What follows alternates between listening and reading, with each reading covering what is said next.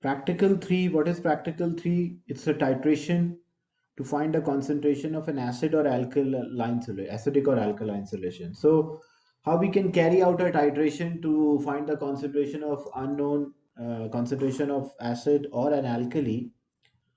So method, first we'll carry out a trial titration, or which is also known as a range finder. How we carry out a trial titration or a range finder, like example, in a conical flask, we'll take a solution of the substance which we want to determine the concentration. Like example, if we are determining the concentration of acid. So we'll take a unknown, acid with unknown concentration. So example HCl we know, but we don't know its concentration, it is X. Then we will fill the burette with an alkali. So a burette, there's a tap there, and that is filled with an alkali. Any alkali can be used.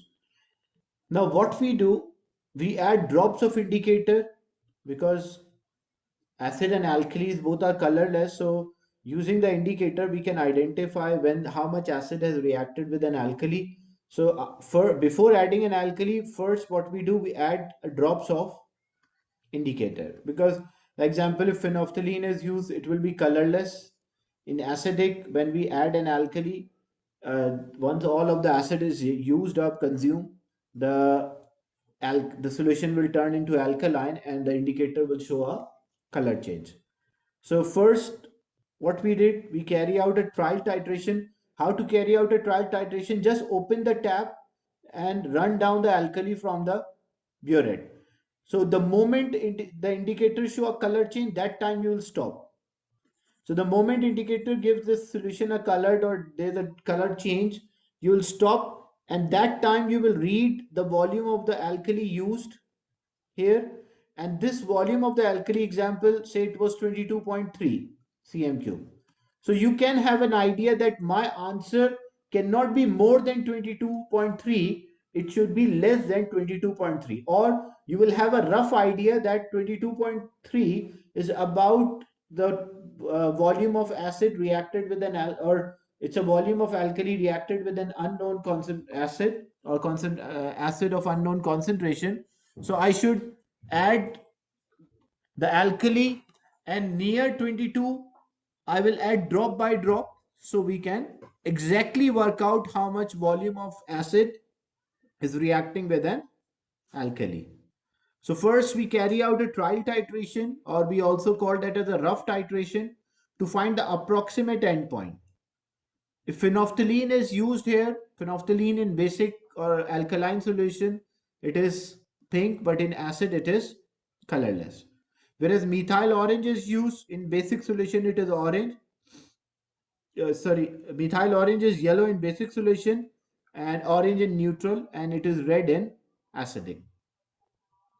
Then after carrying out the trial titration, we can refill the burette, or we can continue from the same point. Then we discard the sample which we collected, we discard and we refill with same amount of HCl or same amount of acid used. So carry out more accurate titration, then adding the titrant drop by drop when approaching the endpoint. So when titrating, wash down the walls of a conical flask with a bit of distilled water. So whenever titration is there, we normally wash with a small amount of distilled water from time to time, because this will ensure that all the titrant add up in reacting with the analate. Like in the conical flask, when we are doing titration, so wash down the walls of this conical flask with a bit of distilled water, because sometimes what happens when we add alkali, some of the alkali might stick to the wall or to the side of the conical flask. So we add a very small quantity of a distilled water so that all can be entered the solution. Then repeat. Whenever you are doing this titration, you should repeat for accuracy and then find the mean value. So this is a diagram which we use. Like example, what we did, using a pipette, we fill up the alkali here. Like example, if you are finding the concentration of the alkali. Normally the one which we are finding the concentration, we take in a conical flask. So using a pipette, we fill the pipette and transfer the volume of the alkali into a conical flask, and then add drops of indicator, and from the burette we are adding an acid. So in this case it means we are finding the concentration of alkali. If acid was there in a conical flask, we'll find the concentration of acid. What are the key points? Number one, use pipette filler to draw a little solution into a pipette to rinse it. So basically, whenever we are filling or the pipette, we should always use a pipette filler. And like example, if I want to fill the pipette with alkali, so before the reaction, at the beginning of the reaction, I should rinse, but I should not rinse with water. I should rinse with alkali. Why? Otherwise, if I rinse with distilled water, then the concentration will change. So we don't want the concentration to change. That's why we are rinsing it with alkali. Then calibrate the pipette to ensure that there is no air bubble at the tip.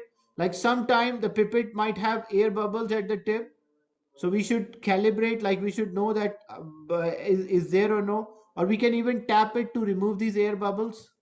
Add a suitable indicator in a conical flask and rinse and fill the burette with the solution of your titrate using a funnel. So using a funnel, like, so what I should rinse, which substance I should rinse the burette. So if, because we are filling the burette with acid, so I should rinse with acid. And if I'm filling the pipette with an alkali, so I should rinse with alkali. So it depends on which substance we are using for the apparatus. According to that, we will rinse. Then what are the errors which can arise in the titration?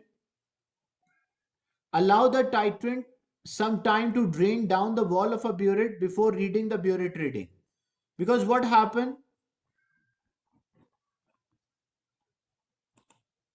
The titer will take some time to go out from the burette into a conical flask, and just we open the tap and then we close and read the scale or read the volume, it won't be accurate. So we should wait for some time.